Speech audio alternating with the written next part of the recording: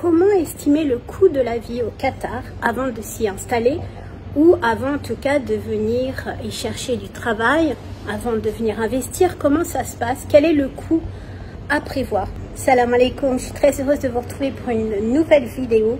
On va voir ensemble quel est le coût à prévoir ici au Qatar.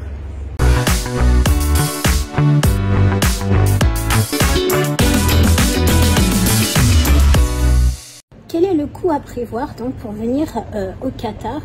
Il y a deux choses. Il y a le coût à prévoir par rapport à une prospection. Si vous voulez venir sur place pour prospecter, pour voir, pour soit créer une entreprise ou trouver un emploi, vous allez devoir venir prospecter. Vous allez devoir venir voir, en tout cas je vous le conseille, qu'est-ce que le pays. Alors j'ai des clients, j'ai des Frenchies qui viennent, qui lâchent tout.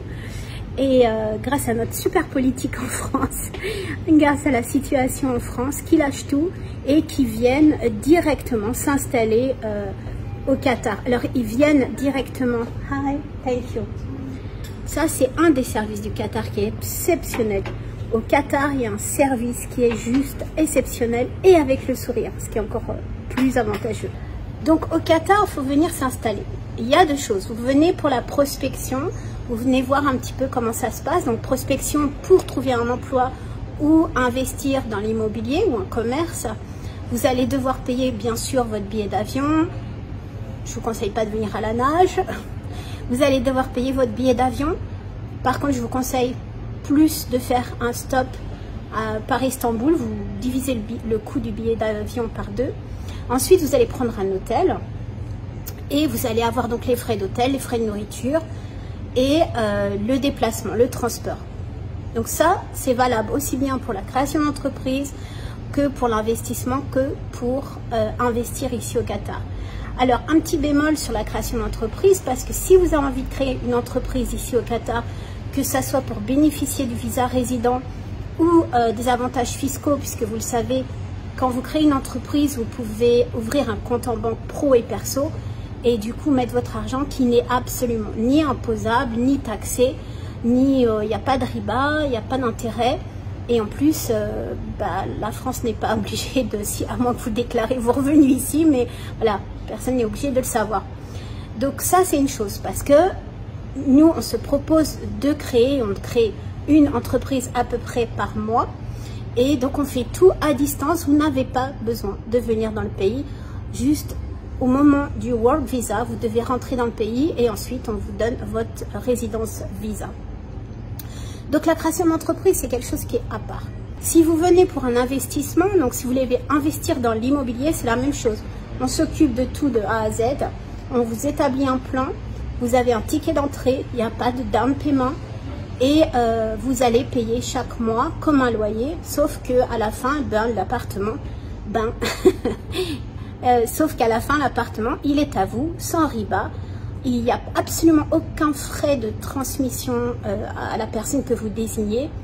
Et bien sûr, pas de taxes, pas d'impôts, que dalle. Donc ça, c'est vraiment, vraiment top. Et en plus, les appartements sont juste magnifiques. En sachant qu'ensuite, on peut, nous, les gérer en Airbnb, ce qu'on fait de plus en plus. On les gère en Airbnb, en location longue durée également, et qu'il n'y a aucun danger de loyer impayé ici. Donc ça, c'est quelque chose d'exceptionnel. Il y a une grosse demande, parce qu'en fait, il y a beaucoup de logements, certes, sur le Qatar, dispo, mais en fait, il n'y en a pas tant que ça pour les expats. Je m'explique, je suis française, j'arrive ici, j'ai envie de rester 2 mois, 3 mois, peu importe. Ou même plus, peu importe, mais je veux louer quelque chose qui soit pas, alors, sans aucun a priori, mais il faut dire voilà, un chat. J'ai pas envie d'avoir une déco indienne avec des décors flashy, je sais pas trop quoi. Donc j'ai envie d'un truc propre, j'ai envie de rester dans un endroit, voilà, je me sens chez moi. Du coup, je vais aller voir quelqu'un, un Européen, et il y en a pas beaucoup sur le marché, qui dispose de biens immobiliers à la location en court terme, 3 mois, 6 mois, qui ne m'oblige pas à m'engager sur 1 an et je vais louer, quel que soit le prix. Ça, c'est quelque chose, vous devez le savoir, quand vous investissez ici au Qatar en immobilier, c'est vraiment, j'ai tous les jours des demandes pour des Airbnb européens. Des Airbnb qui, voilà, qui correspondent à nos goûts, on va dire. Voilà, on va dire, on va faire un peu politique de chat. Ok, donc ça c'est une chose, c'est différent. Maintenant, on va parler sur la prospection. Quel est le coût que vous devez prévoir pour la prospection d'un emploi ou quand vous venez, en tout cas, vous installer directement pour commencer à travailler? Quel est le coût que vous devez prévoir pour ça? Alors, le coût à prévoir va dépendre de votre situation. C'est-à-dire, vous avez une famille, vous êtes célibataire, vous avez des enfants à charge, tout va dépendre. Le point noir, ce qu'on peut dire le point noir, ça va être l'école. L'école est extrêmement chère, mais quand on compare avec une école privée à Paris, honnêtement, je commence à me poser des questions si l'école est vraiment si chère que ça ici. Pourquoi? Parce que l'infrastructure est juste exceptionnelle ici. Vos enfants ont accès à 3 langues dès la maternelle, un environnement exceptionnel au sein de l'école, des activités vraiment bravo, quoi, que ce soit l'école française, anglaise, peu importe. Et surtout la morale.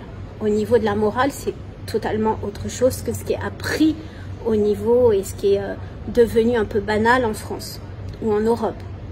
Donc, quand on calcule, il faut comparer ce qui est comparable.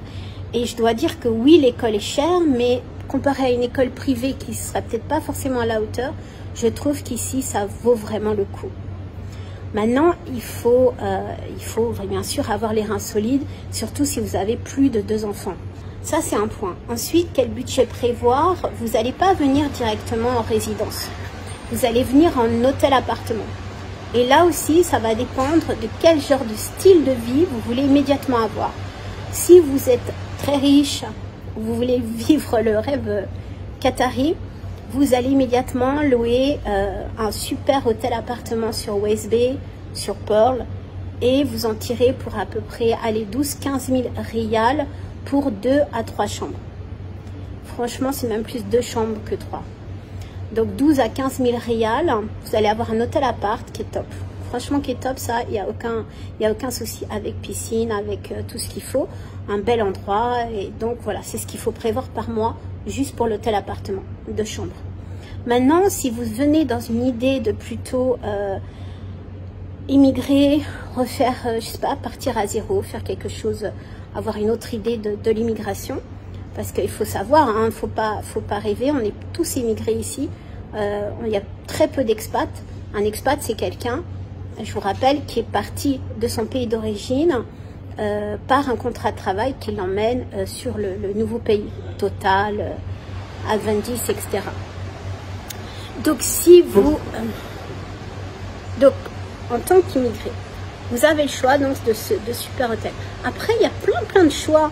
Et je vois souvent les Français, les francophones qui tiquent sur des quartiers populaires, dits populaires, parce qu'il y a quelques Indiens, parce qu'il y a des Pakistanais, ouais, non. Et en fait, je suis désolée, mais en France, on vit aussi dans des banlieues qui ne sont pas forcément fréquentables, mais on ne dit rien. Donc, je suis toujours assez étonnée, alors que le pays, il faut savoir que c'est le 2e pays le plus sûr au monde.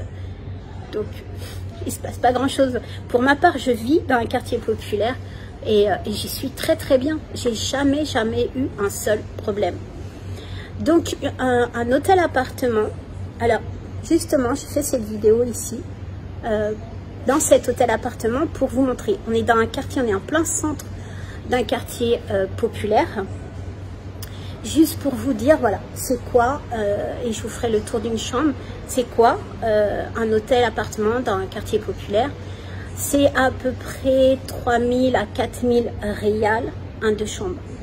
Donc, vous voyez un peu le... Voilà, c'est tout. Vous voulez, c'est vraiment... Voilà, vous voulez vivre le rêve qatari de suite. Vous voulez plutôt commencer step by step. Et ce que je vous conseille vraiment, même si vous êtes avec un contrat de travail, il vaut mieux commencer petit. Parce qu'on ne sait jamais ce qui peut arriver. Vous ne pouvez pas vous y plaire peut-être. Vous pouvez, enfin, peu importe. Mais il vaut mieux commencer comme ça. Il y a vraiment des super hôtels-appartements. Donc là, je vous dis, c'est à peu près entre 3 et 4 000, le 2 chambres. Il y en a un autre un peu plus loin qui est grandiose, magnifique, à 7 000 riyals, pareil, dans un quartier populaire.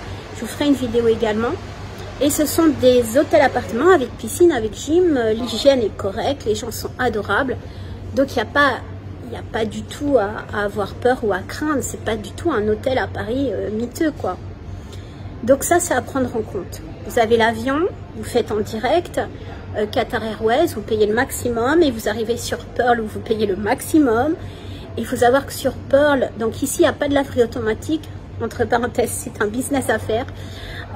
Donc vous allez, ce qu'on appelle au pressing, sur Pearl, voilà, c'est cher, c'est à peu près 15 rials par pièce de vêtements. Et vous allez manger dans les restaurants ou vous allez faire vos courses autour de Pearl, donc à Monoprix. Donc voilà, là ça va vous coûter au maximum, si vous êtes célibataire, ça va vous coûter allez, on va être gentil, entre 20 et 25 000 rials par mois. Maintenant la même chose, vous arrivez via Istanbul, via Turkish Airlines, vous divisez le billet d'avion par 2, vous arrivez donc sur un hôtel-appartement sur Al Mansoura, ça va vous coûter à peu près 4 000 rials. Vous allez à la Laudrie qui est à Al Mansoura aussi, dans le quartier populaire, ça vous paye à peu près 4 rials le vêtement. Et vous allez manger autour un shawarma, vous pouvez avoir allez, un menu pour 10 rials. Donc franchement, voilà, après tout va dépendre de votre style de vie, de ce que vous voulez, de votre objectif. Seulement vous pouvez décider de ce que vous avez envie comme objectif. Qu'est-ce que vous avez envie de faire avec votre propre argent? Et je parle aussi bien pour les femmes que pour les hommes. Les femmes seules, les hommes savent toujours se débrouiller, etc. Les femmes, beaucoup aussi, et bravo mesdames. Mais souvent, on a plus une réticence parce qu'on est seul, parce qu'on est européenne, parce que ceci, parce que cela. Il n'y a aucun problème. J'ai vécu célibataire ici, j'ai vécu avec le foulard, sans le foulard, comme vous pouvez le voir, pour X raisons. Mais, et franchement, je n'ai jamais eu un manque de respect de qui que ce soit. Donc honnêtement, que vous soyez une femme ou un homme, n'hésitez pas à habiter dans des quartiers dits populaires. Arrêtez d'écouter ce que disent les gens en disant oui, mais alors là, ça va risquer, mais là, ceci, mais là, cela. C'est faux, c'est faux. C'est des personnes qui n'ont jamais habité thank you. C'est des gens qui n'ont jamais habité ou essayé d'habiter dans des quartiers populaires.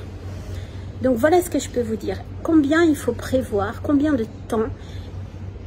Honnêtement, il faut vraiment, si vous venez pour faire une prospection pour l'emploi ici au Qatar, alors déjà évitez les mois chauds, comme maintenant.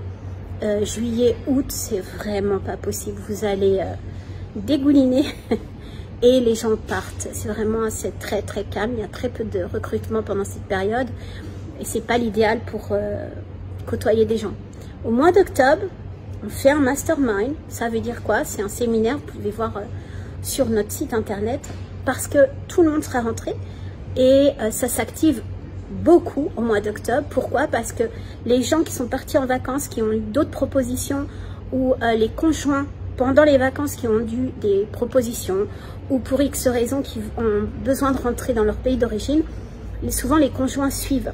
Et du coup, au mois d'octobre, pas trop, septembre aussi, mais surtout octobre, eh bien, il y a plein de postes. Les RH viennent, pas qu'à nous, hein, viennent à d'autres aussi, pour nous demander est-ce que vous avez des candidats dans l'éducation, est-ce que ceci, est-ce que cela.